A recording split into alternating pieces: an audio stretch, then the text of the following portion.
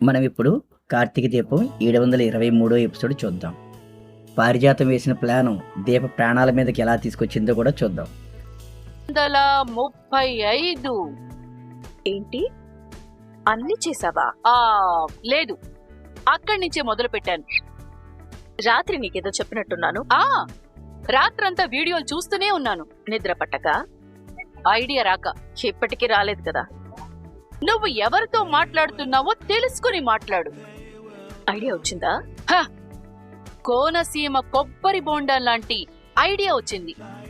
ఏంటో చెప్పు. చెప్పను, చేసి చూపిస్తా. నువ్వు చేసావంటే అట్టర్ ఫ్లాపే. పోవే పిల్లబాతు బచ్చా. ఎవరిని తక్కువ అంచనా వేసేది? ఈ పారిజాతం ఐడియాని దాసు కూతురుగా పెరగాల్సిన నిన్ను దశరథ కూతుర్ని చేసింది. ఈ పారిజాతం ఐడియాని దీపల అష్టకష్టాలు పడవలసిన నిన్ను రాజభోగాలు అనుభవించేలా చేసింది. నేను అనుభవించేది మామూలు రాజభోగాలు కాదు. సొంతింట్లో విలువ లేదు, ఆఫీస్లో పరువు లేదు, దీప దగ్గర మర్యాద లేదు, టోటల్ గా నా బ్రతుక్కే గుర్తింపు లేదు. ఈ దరిద్రాలన్నింటికి కారణం ఎవరు? నువ్వు. నేనేం చేశాని? బావ చేతికి నీ జుట్టు దొరికింది. నిన్ను అడ్డు పెట్టుకుని నాతో ఆడుకుంటున్నాడు. ఆ సూరజ్ గడు నీతో ఆడుకుంటున్నాడు కదా. బావను అదుపు చేయడానికి అగ్రిమెంట్ ఉంది, వీణ్ అదుపు చేయడానికి ఏమీ లేదు. అందుకే ఆ పోతులా రంకెలేసుకుని తిరుగుతున్నాడు. ఆ రంకల్ని ఆపే సలహానే తమరు నిమ్మంది. ముందు ఐడియా చెప్పు. ఏదైనా చెప్పి చేయటం నీ స్టైల్, చేశాక చెప్పడం నా స్టైల్. అంటే ఎప్పుడో చేసేసా. ఏంటిది? నాలాంటిది ఏదైనా సాధించిన తర్వాతే ఇలాంటివి చేస్తుంది. ఏం సాధించావు? తీసేసా. ఏంటది? రెంచులు. దీంతో ఏం చేశావు? కార్ నడపాలంటే ఏముండాలి? స్టీరింగ్ ఉండాలి, ఆపాలంటే బ్రేకులుండాలి. అవే తీసేసా. నువ్వా? నేనే. ఎలా? వీడియోలు చూసి. కార్ కింద పట్టావా? మెల్లగా దూరేసా. బ్రేకులు తీయడం నీకెలా తెలుసు? ఏదైనా బాగు చేయాలంటే నేర్చుకోవడానికి కష్టపడాలి, కానీ పాడు చేయాలంటే పెద్దగా కష్టపడాల్సిన అవసరమే లేదు. అంటే ఇప్పుడు ఈ కార్ కి బ్రేకులు లేవు, నడిపితే పోతారు. ఐడియా అదిరిపోయింది గ్రాని. అసలు ఘట్టం ఇప్పుడే మొదలవుతుంది. ఆ సూరజ్ గారిని ఈ కార్ డ్రైవ్ చేసేలా చెయ్యాలి.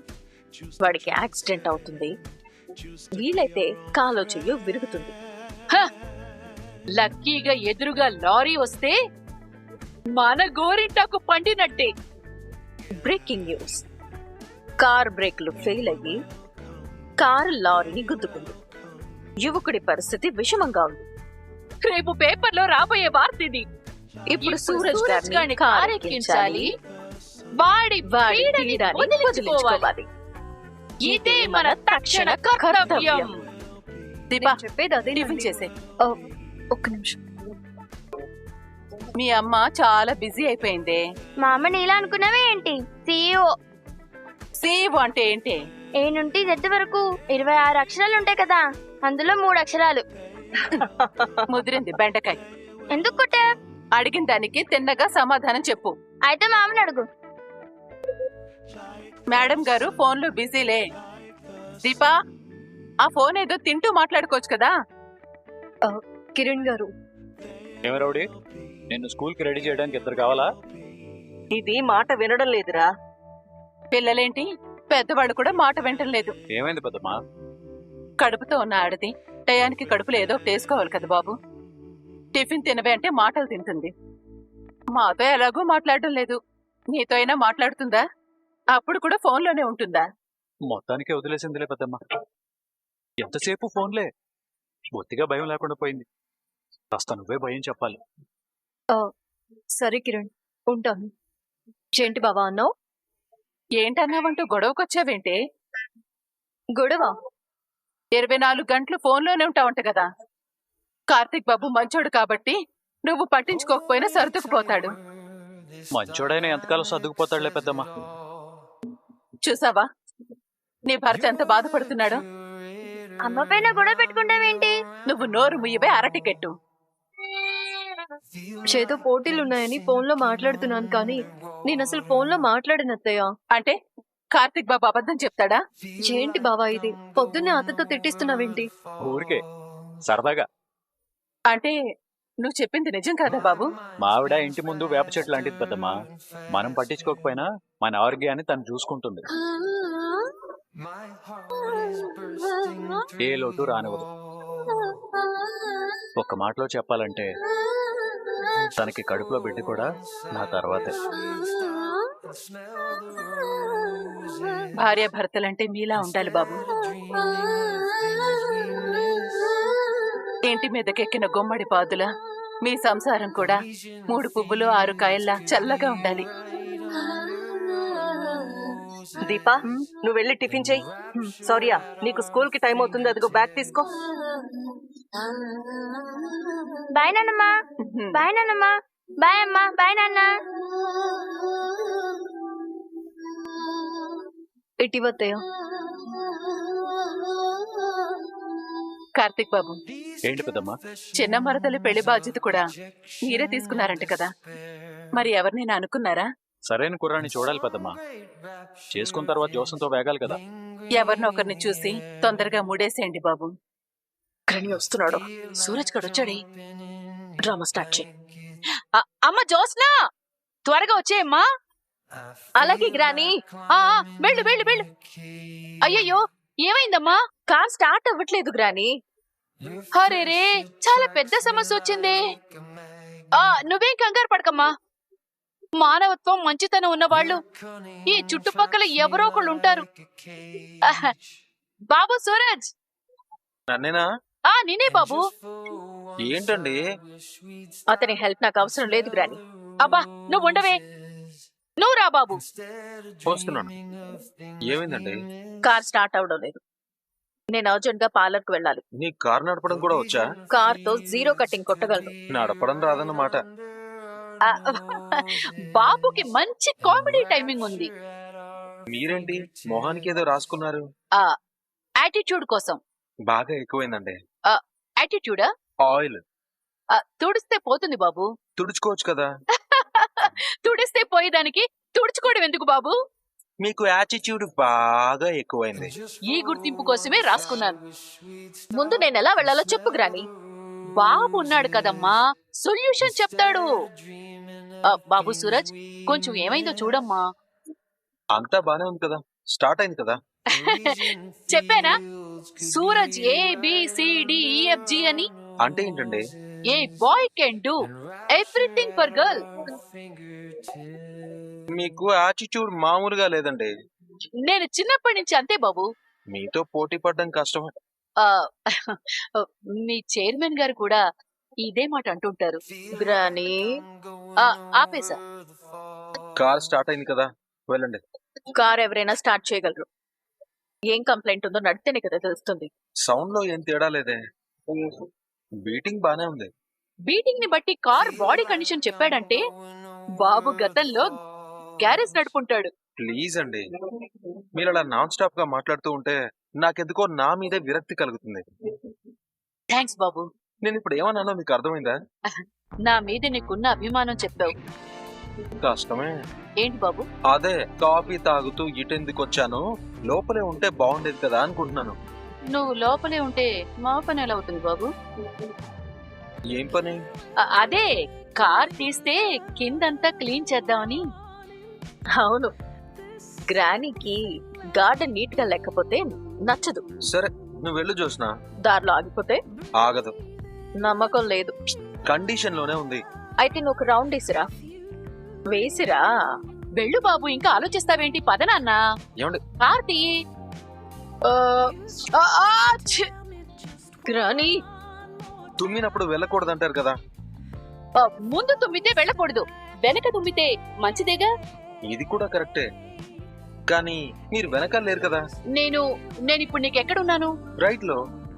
రైట్ లో ఉండి తుమ్మితే రైటే కదా. అర్థం కాలేదు. హలో, నా టైం వేస్ట్ చేయి. నీకు కార్ టెస్ట్ చేయడం రాకపోతే కిందకి దిగు. ఊరికే కూర్చుని కబుర్లు చెప్పు. సరే ఇక్కడే ఉండండి, ఒక రౌండ్ వేసి వస్తాను. తొందరగా వెళ్ళు. సరే.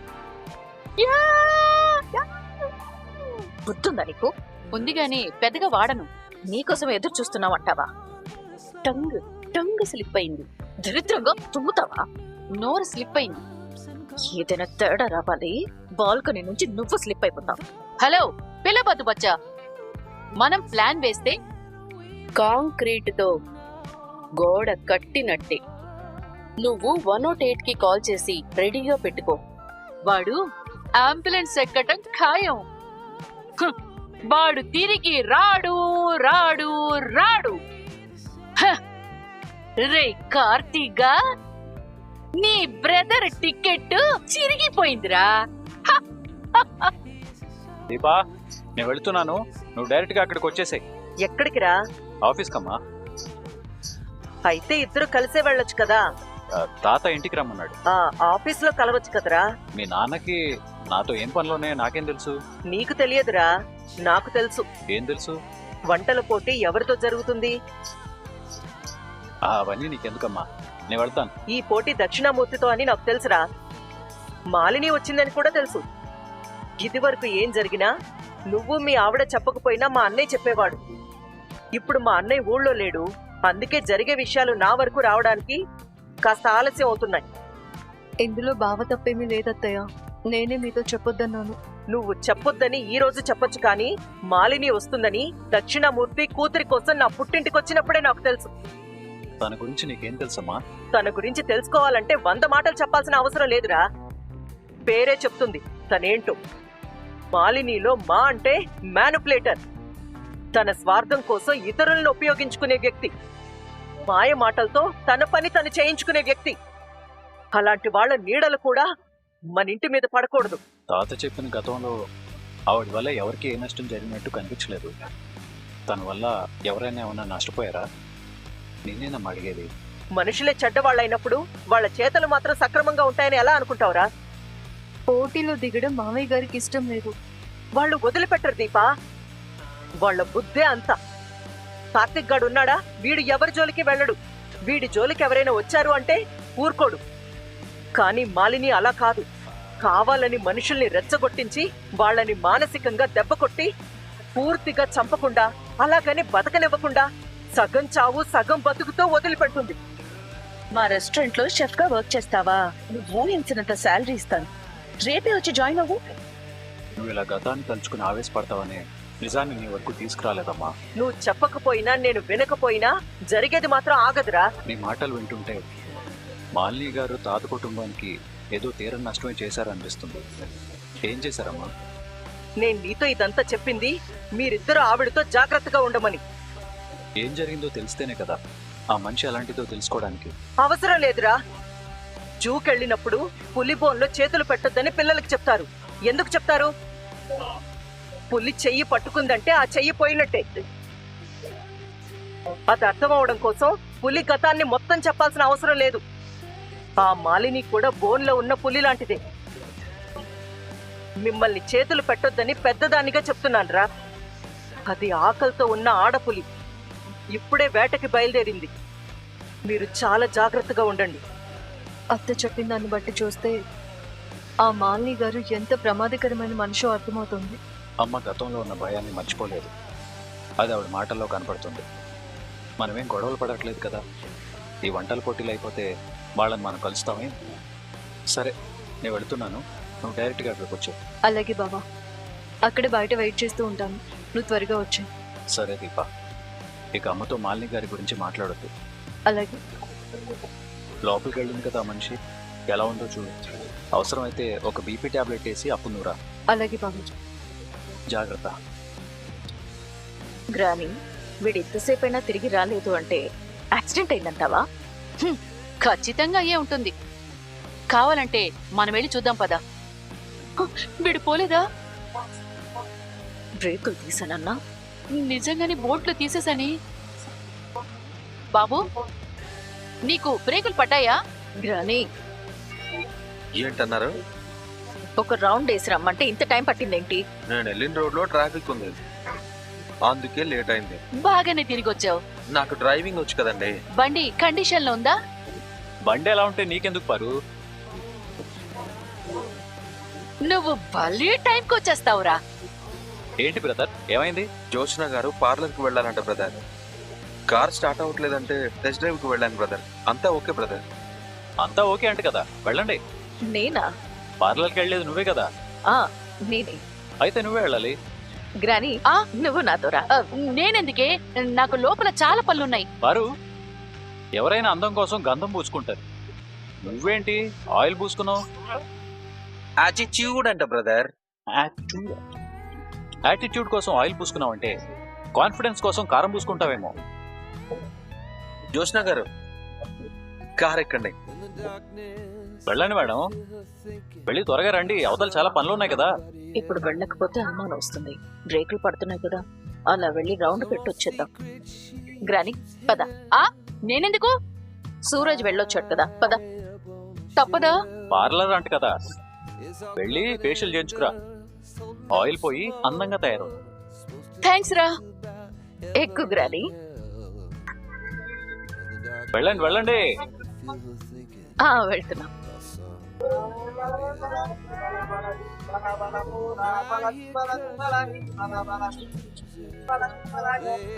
నా ఐడియా పనిచేయలేదే. ఎందుకైనా మంచిది ఒకసారి బ్రేక్ వేసి చూడవే. గ్రాని, ఏమైంది? బ్రేక్ ఫెయిల్ అయింది. అయ్యో, ఈ జాక్ పట్ నాకే తగిలిందా? అయ్యో బాబోయ్. ఒరే కార్తీక్, కారు బ్రేక్ ఫెయిల్ అయిందిరా, కాపాడండి రా, కాపాడండి. అరే కార్తీక్, కాపాడండి రా. గ్రాని, చచ్చిపోయేటప్పుడు ఒంటి మీద పాత చీరుంటే హాస్పిటల్లో నన్ను పని మనిషి చచ్చిపోయింది అంటారా? అయ్యో, పట్టు చీర కట్టుకోలేదే, నగలైనా పెట్టుకోలేదే. గ్రాని ఆపు. నేను పని మనిషిగా చచ్చిపోకూడదే. ఆగు.